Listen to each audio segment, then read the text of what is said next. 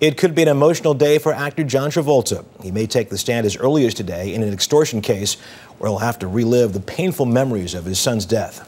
CBS News correspondent Cobiella has the latest from the Bahamas. After a relatively slow start, the prosecution got through several witnesses on Tuesday, and that means John Travolta could testify at some point today. He's reportedly on the island waiting to be called as a prosecution witness. If he does testify, he'll have to relive that devastating day his son Jet died for the first time publicly. The extortion case against ambulance driver Torino Lightbourne and local politician Pleasant Bridgewater centers around what happened the day Jet Travolta died and how John Travolta dealt with it. The 16-year-old had a seizure and collapsed on the bathroom floor of his family's vacation home in the Bahamas. The jury heard 4 witnesses Tuesday. The first, a police officer, who said after Jet was put in the ambulance, the defendant, Lightbourne, told him John Travolta wanted his son taken to the airport, not the hospital, and signed a waiver denying care.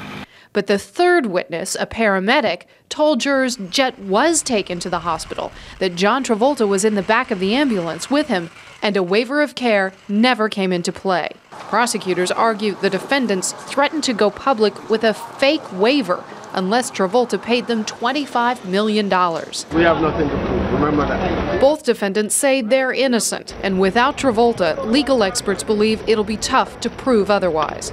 If I were prosecuting this case, I would want to put John Travolta on the stand and keep him on as long as possible because he's the emotional core of this case.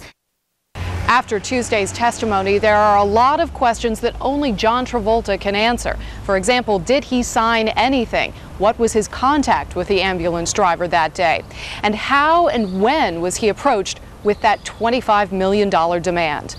Cobiella, CBS News, Nassau, Bahamas.